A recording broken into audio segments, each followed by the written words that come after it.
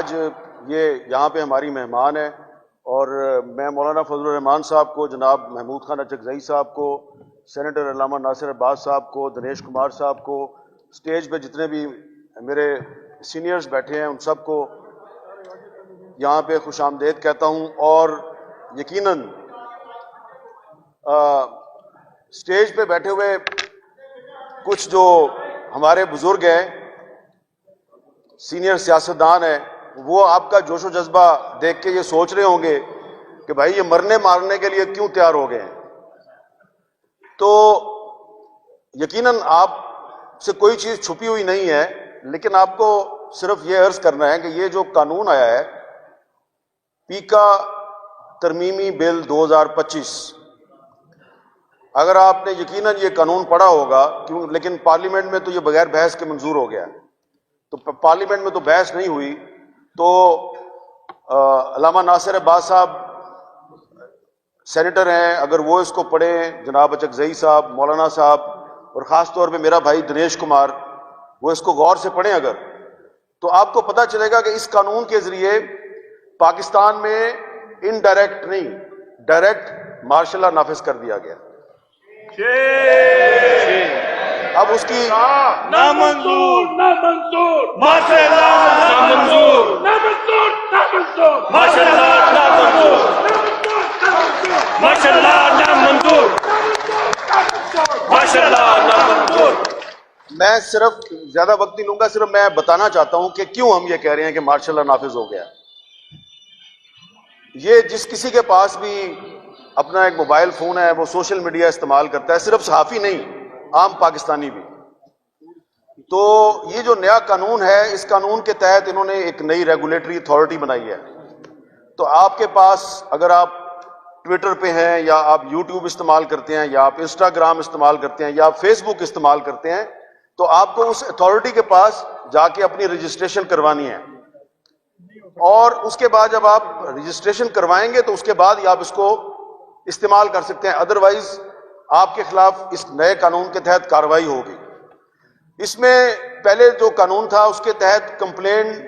یعنی کہ شکایت کنندہ صرف وہ بن سکتا تھا جو ڈائریکٹلی افیکٹڈ ہے۔ مثلا اگر کسی نے میرے بارے میں جھوٹ بولا ہے، فیک نیوز پھیلائی ہے، تو میرے پاس یہ رائٹ تھا کہ میں جو پچھلا پیکا قانون تھا اس کے تحت میں ایف آئی اے کے جا کے درخواست دے سکتا ہوں۔ نئے قانون کے تحت کوئی بھی کمپلیننٹ بن سکتا ہے۔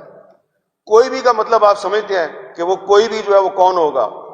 وہی ہوں گے جو صحافیوں کے گھروں میں گھس کے ان کو اٹھا کے لے جاتے ہیں، سیاسی کارکنوں کو لاپتہ کرتے ہیں، تو یہ ہیں وہ کوئی بھی۔ سب سے زیادہ جو اس میں تشویشناک بات ہے کہ مارشل لا میں فوجی عدالتیں بنتی ہیں۔ اس قانون کے تحت یہ خصوصی عدالتیں بنائیں گے جن کو انہوں نے ٹریبیونلز کا نام دیا ہے۔ ان ٹریبیونلز میں جن ججوں کو اپوائنٹ کیا جائے گا وہ ججز سپیریئر جوڈیشری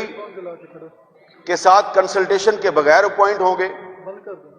یعنی کہ جو آئین کا آرٹیکل 175 ہے جو کہ ججز کی اپوائنٹمنٹ کا ایک طریقہ کار آپ کو بتاتا ہے، اس کی وائلیشن ہوگی۔ اور وہ ایسے جج ہوں گے کہ حکومت اگر ان سے غیر مطمئن ہے، فیڈرل گورنمنٹ، تو کسی بھی وقت اس جج کو اس کی نوکری سے فارغ کیا جا سکتا ہے، کیونکہ وہ 175 کے تحت اپوائنٹمنٹ نہیں ہوئی، تو جس طرح ججز کو ریموو کرنے کا ایک آئینی طریقہ کار ہے وہ اس طرح سے ریموو نہیں ہوں گے۔ فیڈرل گورنمنٹ ہی ان کی اپوائنٹنگ اتھارٹی ہے، اور اگر کسی جج صاحب نے حکومت کی مرضی کا فیصلہ نہیں دیا تو حکومت اس کو فارغ کر دے گی۔ تو یہ قانون جو ہے یہ صرف عام پاکستانیوں اور صحافیوں کے خلاف استعمال نہیں ہوگا، بلکہ اس قانون کے ذریعے ایک پیرالل جوڈیشری قائم کر دی گئی ہے، اسپیشل کورٹس جن کو انہوں نے ٹریبیونلز کا نام دیا ہے۔ تو اب اس قانون کو مختلف ہائی کورٹس میں بھی چیلنج کیا گیا ہے، ایک درخواست سپریم کورٹ میں بھی ہے، لیکن لگتا یہ ہے کہ عدالت سے شاید ہمیں انصاف نہ ملے۔ تو اگر عدالت سے انصاف ملنے کی ہمیں امید بہت کم ہے تو اس لیے پھر ہم جو ہے وہ پبلک فورمز پہ جا کے اس قانون کی مذمت کر رہے ہیں، اور ہم چاہتے ہیں کہ اس قانون کے خلاف پارلیمنٹ کے اندر اور پارلیمنٹ کے باہر ایک منظم تحریک چلائی جائے، کیونکہ یہ جو قانون ہے یہ نہ صرف یہ کہ آئین پاکستان کے بہت سے جو آرٹیکلز ہیں اس کی خلاف ورزی ہے، بلکہ یہ پارلیمنٹ کی بھی توہین ہے، کیونکہ پارلیمنٹ میں بغیر بحث کے اس کو منظور کیا گیا، یہ جوڈیشری کی بھی توہین ہے، اور سب سے بڑی بات یہ ہے کہ اس قانون کے ذریعے جو ریاست ہے اس کے کچھ اداروں کو یہ رائٹ مل گیا ہے کہ وہ کسی بھی صحافی کو، ارشاد عارف صاحب کو یا یہ نعیم مصطفیٰ صاحب ہیں جو یہاں پہ آج چیف الیکشن کمشنر تھے، تو وہ جو chief election commissioner of Pakistan میں بیٹھا ہوا ہے وہ تو اتنا فیئر اینڈ فری الیکشن نہیں کروا سکتا جتنا نعیم مصطفیٰ نے کروا دیا. تو یہ نعیم مصطفیٰ صاحب جو ہیں یہ ان کو بھی اس قانون کے تحت سزا دی جا سکتی ہے. اچھا، سزا جو ہے وہ بہت زیادہ ہے، 3 سال بھی ہے، 10 سال بھی ہے، 20 لاکھ بھی جرمانہ ہے، اور اس سے زیادہ بھی ہے. تو یہ ایک طرح سے اسی لیے ہم کہہ رہے ہیں کہ مارشل لا نافذ کر دیا گیا. اس سے کیا ہوگا کہ یہ ذرا آخر میں ایک بہت قابل غور بات کرنے لگا ہوں کہ جب پارلیمنٹ کی بھی کوئی اہمیت نہیں رہے گی اس ملک میں، جب جوڈیشری بھی کمپرومائز ہو گئی، ٹھیک ہے جی،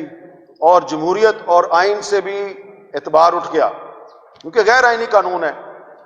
تو پھر کیا ہوگا؟ پھر یہ ہوگا کہ وہ لوگ جو آئین کو نہیں مانتے، جو جمہوریت پہ یقین نہیں رکھتے، جن کو آپ کہتے ہیں جی انتہا پسند یا ملیٹنٹ، تو اس قانون نے ان کے ہاتھ مضبوط کیے ہیں، اور اس قانون سے پاکستان میں نفرتیں بڑھیں گی، اس قانون سے پاکستان میں انتہا پسندی بڑھے گی، جمہوریت اور آئین سے لوگوں کا اعتماد اٹھے گا، اور جس معاشرے میں جمہوریت اور آئین سے عام آدمی کا اعتماد اٹھ جاتا ہے تو آپ اس معاشرے کو خانہ جنگی کی طرف دھکیل دیتے ہیں. تو یہ قانون جو ہے یہ پاکستان کو خانہ جنگی کی طرف دھکیل رہا ہے. بظاہر آپ کہتے ہیں کہ ہم نے تو فیک نیوز کے خلاف ایک قانون بنایا، یہ آپ نے فیک نیوز کے خلاف قانون نہیں بنایا، یہ آپ نے پاکستان کے آزاد صحافیوں اور اپوزیشن کے خلاف قانون بنایا ہے. آپ کا ٹارگٹ اپوزیشن کی ایک پارٹی یا 2-3 پارٹیاں ہو سکتی ہیں، لیکن اس چکر میں آپ نے پورے پاکستان کو ٹارگٹ بنا لیا. تو اس لیے یہ قانون اور اسلامک ریپبلک آف پاکستان